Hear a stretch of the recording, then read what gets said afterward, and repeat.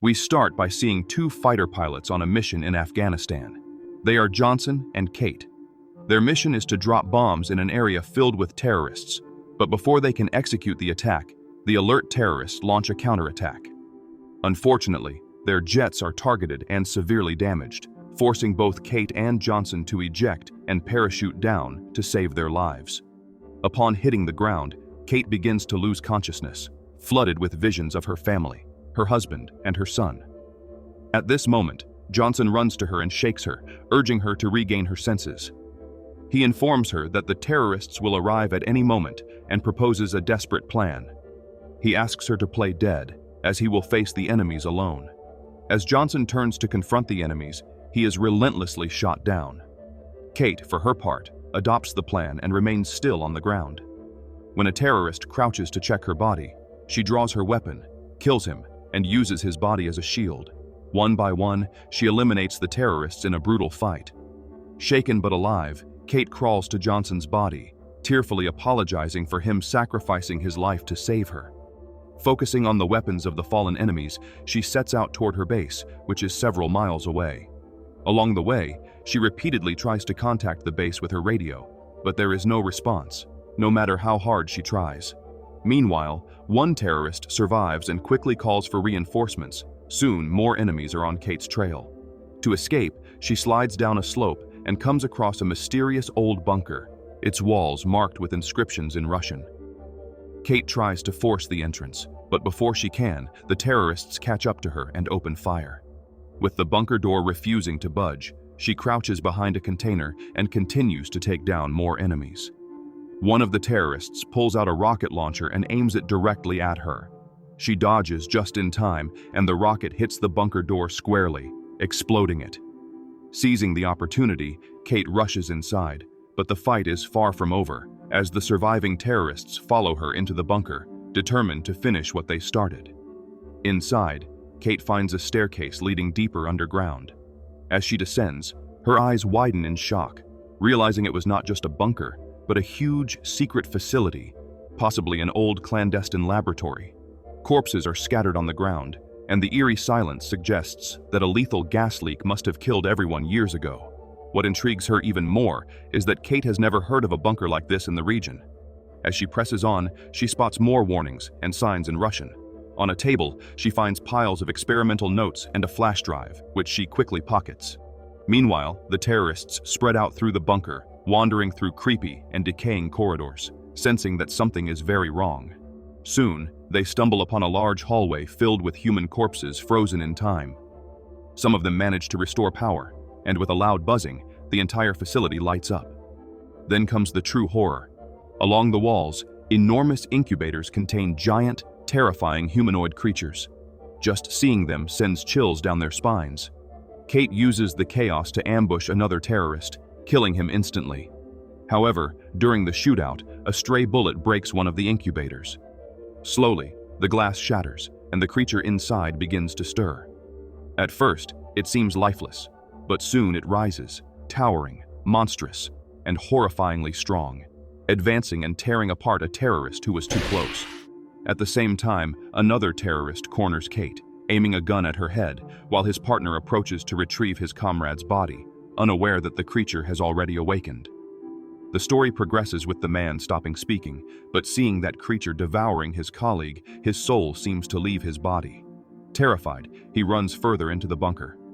Meanwhile, Kate, who has managed to kill another terrorist with her signal pistol, tries to climb back through the bunker corridors, fighting off the remaining terrorists. But just as she is about to reach the top, one of them grabs her leg from behind, trying to pull her back. Suddenly, the monstrous creature appears, brutally tearing that man apart.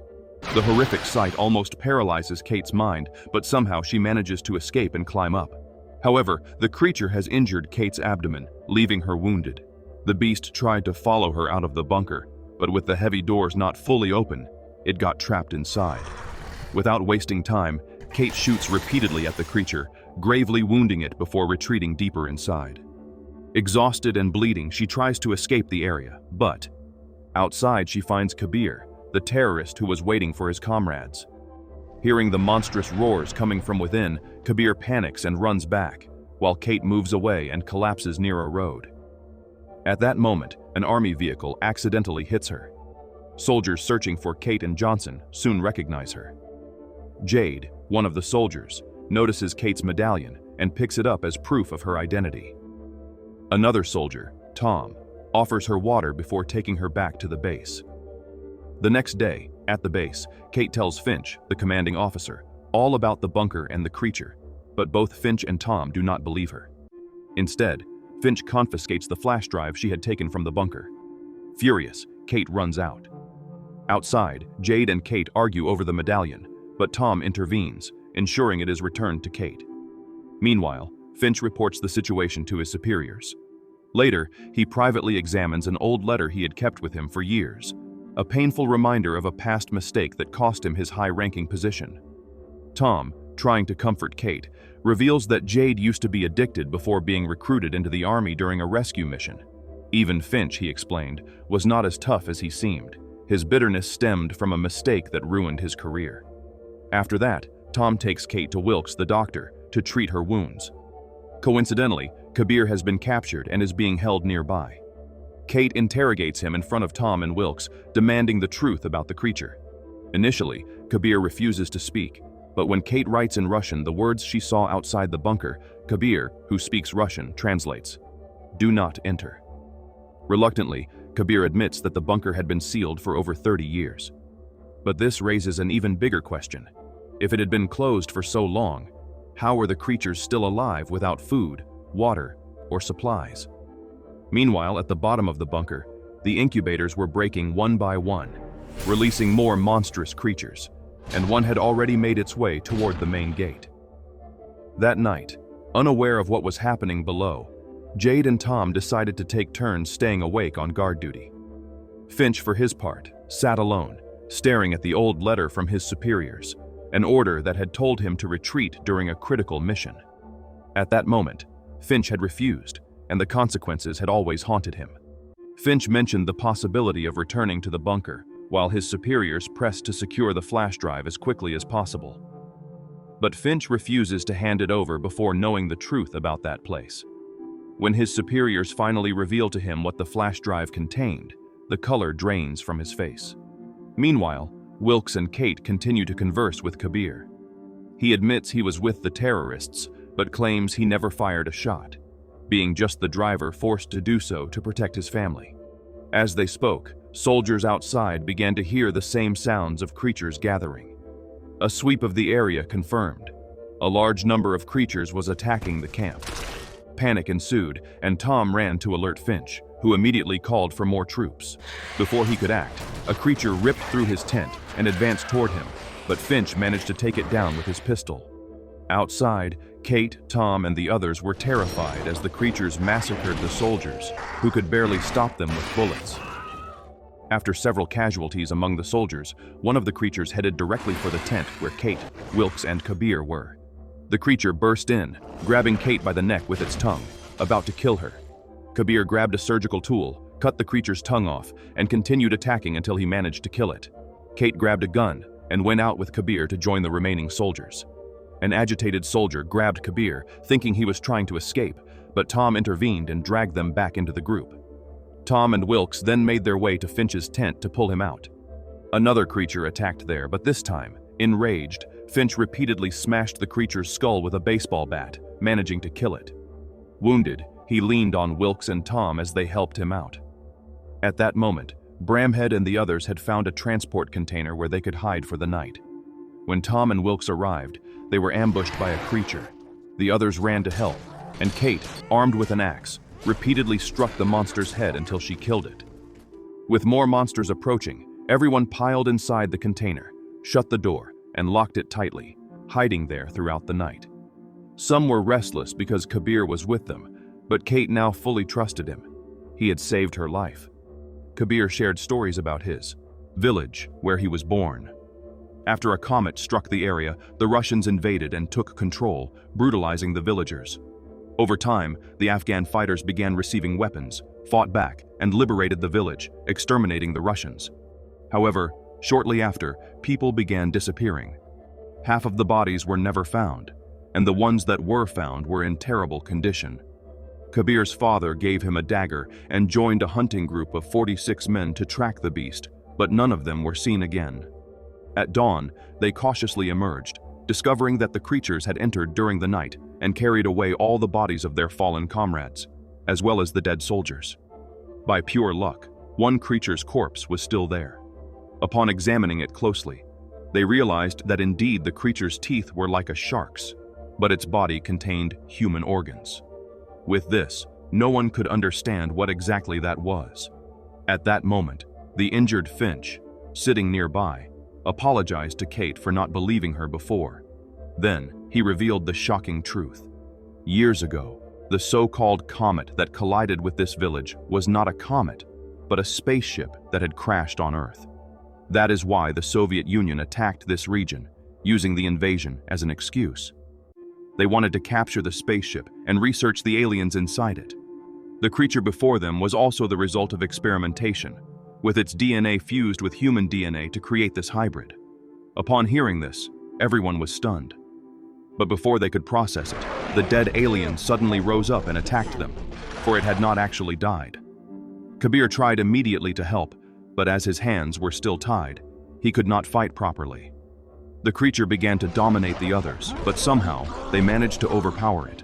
Then, sensing the danger, Finch pulled the pin from a grenade and launched himself at the alien, killing it, but sacrificing his own life in the process. The group was devastated by Finch's death, but Tom freed Kabir as a show of trust, since he had risked his life to save Kate, restoring everyone's faith in him. With so many soldiers already dead, they decided they could not allow those creatures to continue existing. They vowed to destroy them and avenge their fallen comrades. While Kabir sharpened his dagger, Kate silently shared her own truth. She desperately wanted to return to her son, who was alone in the city after her husband's death. That is why her medallion meant so much to her. It contained a photo of her deceased husband and her son. With this emotional weight, the group geared up for their final mission to destroy the bunker once and for all. Together, Kate, Kabir, and the remaining soldiers arrived at the bunker and threw a bomb inside. But on the way back, Kate's medallion slipped from her neck onto the platform. Tom, aware of its importance, quickly picked it up and returned it to her. Just as Kate was grabbing it, a creature appeared behind her and dragged Tom down into the depths with it, making everyone believe Tom was dead. They regrouped outside and began preparing to blow up the bunker when Tom's voice came through the radio. Hearing this, Kate stopped the team and made a bold decision. No matter what happened, she would go back to save Tom. Although Tom insisted they should leave him, Kate refused to abandon him, reminding everyone how much he had already done for them. Eventually, they agreed. Wilkes stayed above ground to control an elevator with the help of a truck, while Kate, Kabir, and the others descended into the bunker. Soon after they descended, Wilkes received a transmission from the higher command, warning that an airstrike was scheduled for the bunker in just 20 minutes.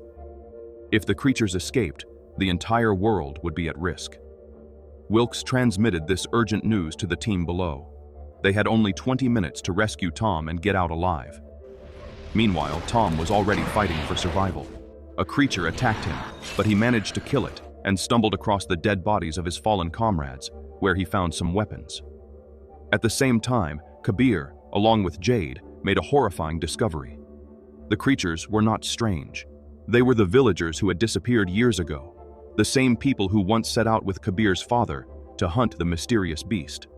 Kate and the rest of the team soon reached a massive container. Inside was the original alien, the one that had arrived on Earth with the crashed spaceship and had been kept captive ever since.